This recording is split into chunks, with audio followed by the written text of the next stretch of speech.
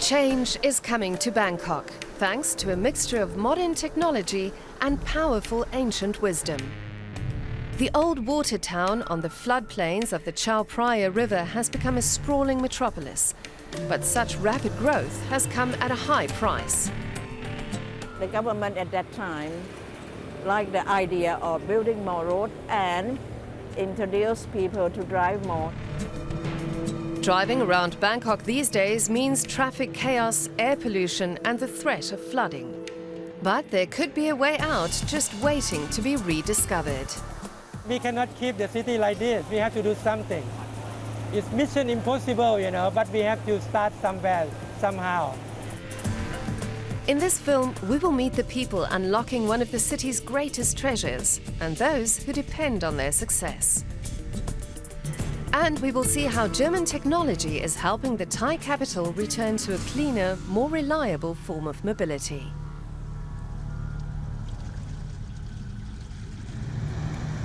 Chularat Jitnyom likes to stroll. She says it's the best way to get through Bangkok traffic. In her lifetime, the city has grown tenfold, but she still knows where she can go to escape the pressures of urbanization. Does that remind you of Venice? Along the Grand Canals. These days, you have to look hard to see any resemblance to the Italian city. The arrival of the motor vehicle in the first half of the 20th century led to many of Bangkok's canals being filled in or built on to create more roads. The policy massively changed the character of the city, explains the 70-year-old. The reason why they started to fill the canal and build more roads, because they wanted to show it to the world that our country is coming to developed and you want to reach the developing stage. So there will be more road, more car. Bangkok was founded as a canal city in the 18th century and still boasts more than 1,100 waterways.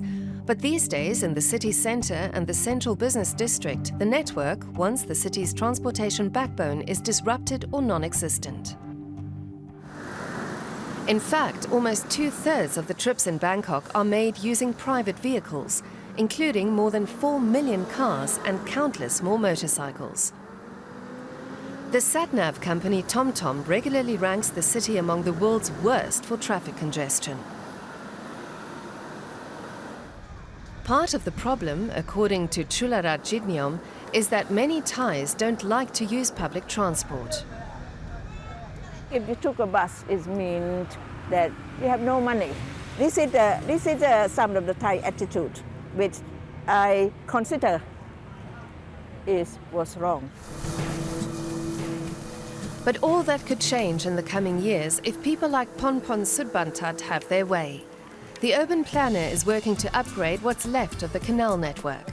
He and his team are advising the city of Bangkok on how to return the waterways to the key roles that the city's founders understood hundreds of years ago. We need better drainage system. For Bangkok, we need better canal. We need better connectivity.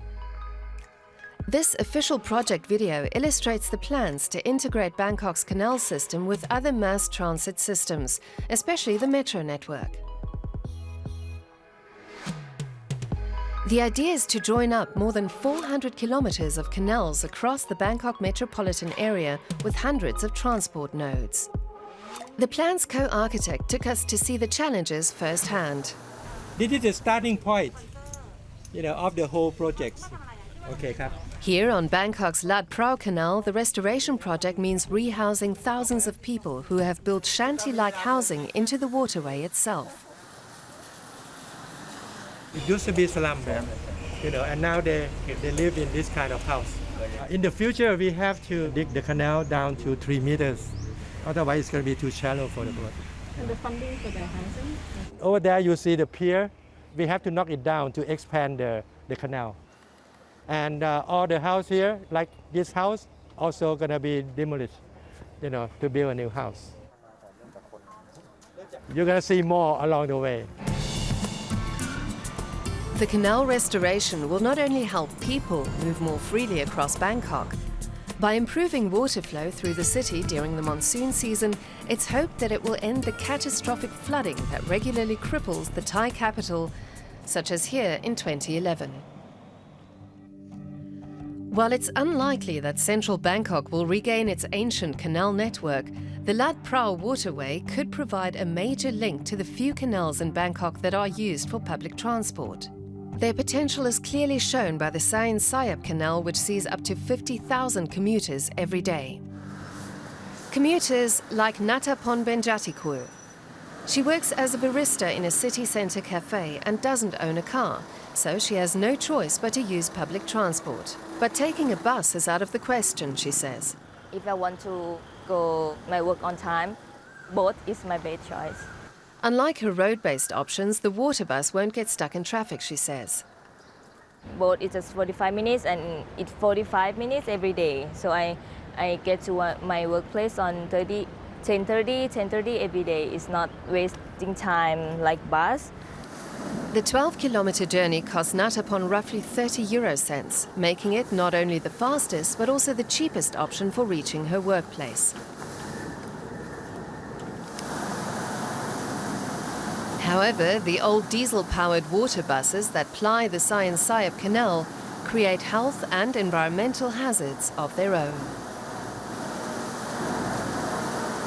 Some of people not take boat because it's like pollution.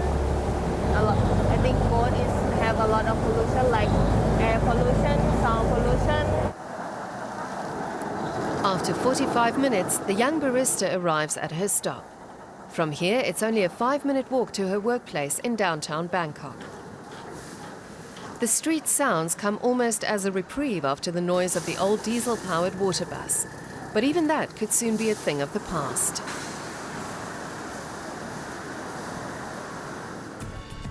Bangkok's city government has realized that water transport must become more attractive if it is to catch on with the population.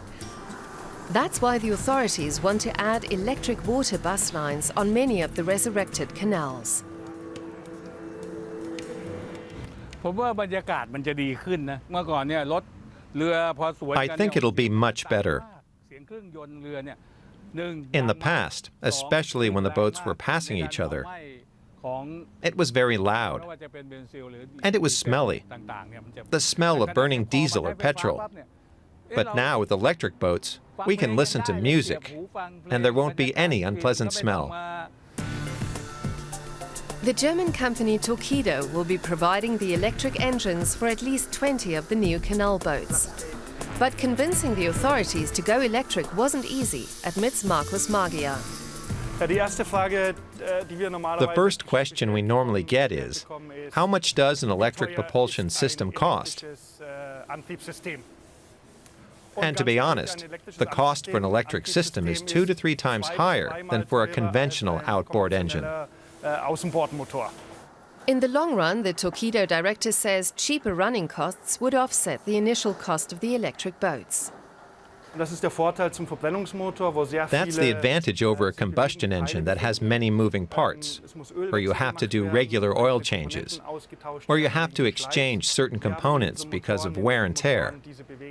In our electric engines, there are no moving parts. That means we hardly need any maintenance or repair. Once completed, the new fiberglass water buses will be powered by 12 lithium batteries.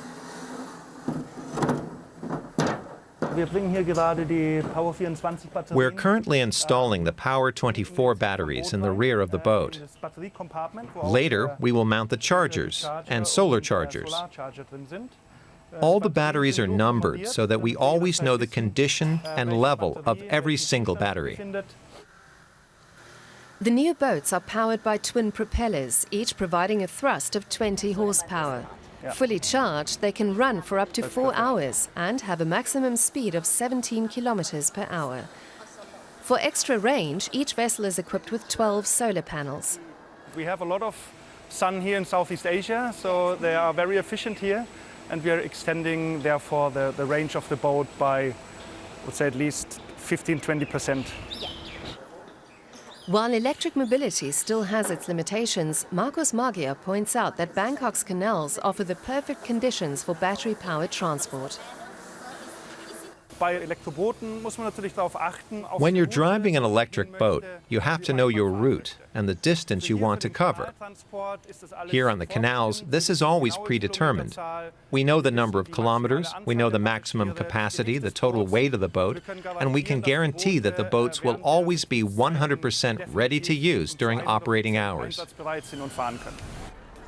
In late 2020, Thailand's Prime Minister Prayut Chan-o-cha was personally on hand to switch to a new era of public transport in the capital.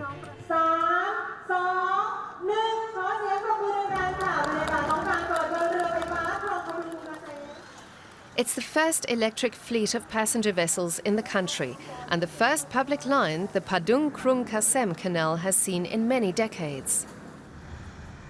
Chularat Jitniom is an early adopter of the new electric boat service. For the first months of operations, the service around the heart of Bangkok's Old Town is free to attract customers. But the timing is far from ideal. Starting in the midst of the coronavirus pandemic also means most of the other passenger seats are empty. As the vessel glides away, the only audible sound is the noise of the propellers in the water. It's different. The one along the Krong San Sap is very noisy, the water is dirty, and the boat is unstable because of the variable, so many boats going opposite directions.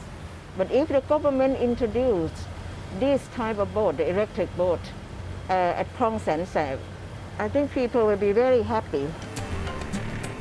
Lat Phrao Canal is also earmarked for a new electric boat service, at least once the upgrade is complete.